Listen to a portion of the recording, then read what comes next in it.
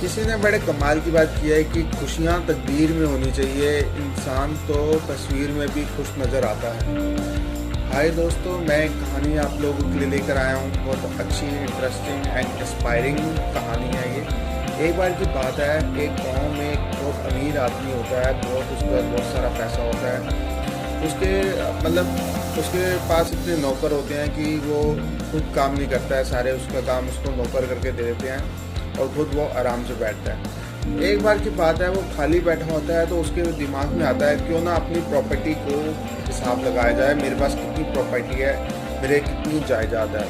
वो अपने अकाउंटेंट को बुलाता है और अपने अकाउंटेंट से बोलता है कि मैं तुम्हें 7 दिन का समय देता हूँ, तुम मेरी सारी प्रॉपर्टी काउंट करो, मुझे हिसाब में लिख कर दो, हिसाब में लिख कर बताओ कि मेरे पास कितनी प्रॉपर्टी है, कितनी जायदाद है। 7 दिन बाद वो अकाउंटेंट उस अमीर आदमी के पास आता है और अपने मालिक से कहता है, मालिक आपके पास इतना पैसा है आज की डेट में कि अगर आप 7 जनरेशन तक अगर आप कुछ काम ना करें तब भी आप खाना खा पाएंगे, अच्छे से ज़िंदगी बिता पाएंगे, आपकी आने वाली 7 जनरेशन अच्छे से जी पाएगी। उससे बोलता है कि तुम मुझसे थोड़ा और समय ले लो, बट तुम मेरे को ये लिख कर दो कि मेरे पास कितना अमाउंट में कितना पैसा है। और वो बड़ा कंफ्यूज हो जाता है। वो सोचता है कि मेरे पास 7 जनरेशन तक का पैसा है, लेकिन अगर 8 जनरेशन मेरी आती है, 8वीं सदी आती है, तो उनके लिए क्या होगा। वो इस तरह वो बड़ा सोचने में पड़ जाता है और फिर अपनी वाइफ के सामने भी बड़ा परेशान सा होता है, अपने बच्चों के सामने भी बड़ा परेशान होता है, बट वो उनसे बोलता नहीं है क्योंकि वो सोचता है अगर मैंने ये बात उन लोगों से शेयर करी तो वो उनको अच्छा नहीं लगेगा। लेकिन उसके मन में ये बात होती है कि 8वीं सदी में मेरा जनरेशन, मेरी जो आने वाली पीढ़ी होगी वो क्या करेगी। तो इसलिए बड़ा वो कंफ्यूज होता है। और एक बार वो अखबार पढ़ रहा होता है, अखबार में आता है कि एक संत महाराजा उनके गांव में आने वाले होते हैं। तो वो सोचता है कि मैं इनसे ज़रूर मिलने जाऊंगा और इनसे ज़रूर, क्या पता मेरा सवाल का जो जवाब है वो ज़रूर मिल जाए। तो इस तरह वो अगले दिन संत से मिलने जाता है जो उसके एक गाँव में आए होते हैं।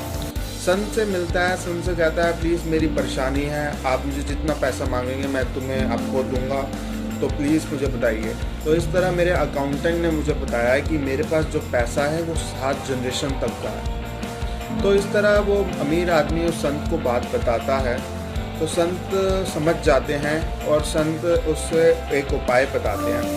संत कहते हैं कि मैं तुझे एक जगह का नाम बताता हूँ, एक जगह बताता हूँ, तुझे वहाँ पे जाके कुछ खाना देकर आना है। तो वो जो अमीर आदमी कहता है हाँ मैं ज़रूर देकर आऊँगा, जितना भी खाना देना है मैं ज़रूर देकर आऊँगा उनको। तो वो संत उसको बताते हैं कि एक तुम्हारे गांव में एक झोपड़ी है, काफ़ी सारी झोपड़ियाँ, जो सबसे आखिर में एक झोपड़ी है, वहाँ पे तुम्हें एक औरत मिलेगी और उस औरत को तुम्हें जाके 1 महीने का खाना दे के आना है, राशन दे के आना है। तो वो कहता है हाँ ठीक है, और वो उसी समय संत से वहाँ से चले जाता है और अपने नौकर को कॉल करता है और उससे बोलता है कि थोड़ा 1 महीने का खाना तुम ले आओ।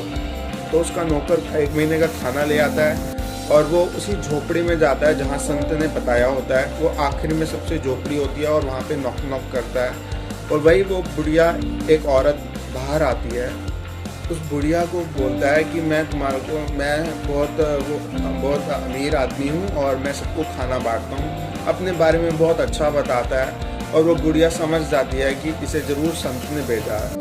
तो वो बुढ़िया जो उसे खाना दे रहा होता है, अमीर आदमी 1 महीने का, वो उसको मना कर देती है, कहती नहीं मैंने अब खाना खा लिया है, मुझे ये राशन नहीं चाहिए। वो मना कर देती है।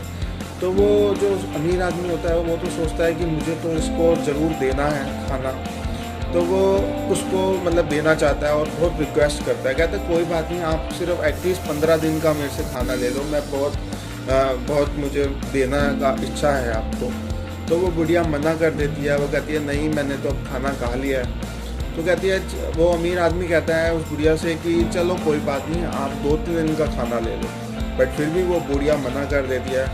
आखिर में वो इंसान जो अमीर आदमी होता है वो बुढ़िया से कहता है कि चलो कोई बात नहीं, आप 1 दिन का कल का खाना ले लो मेरे से। तो वो बुढ़िया कहती है कि मैंने आज खा लिया है, कल का मुझे भरोसा नहीं, कल मुझे अपने रब पे भरोसा है, मेरे रब मुझे खिला ही देंगे। तो इस तरह वो बुढ़िया उस अमीर आदमी को बोलती है कि कल का मुझे भरोसा नहीं है, कल मुझे सिर्फ अपने रब पे भरोसा है। तो ये बात सुनकर वो अमीर आदमी समझ जाता है और वो समझता है कि मुझे कल पे क्या भरोसा। तो दोस्तों, इस कहानी से हमें यह शिक्षा मिलती है कि हमें कल का क्या भरोसा, हमें आज की ज़िंदगी जीनी चाहिए, हमें कल की इतनी दूर की नहीं सोचनी चाहिए। हमें तो दोस्तों कर दिखाएं कुछ ऐसा जो दुनिया करे हम पर प्राउड।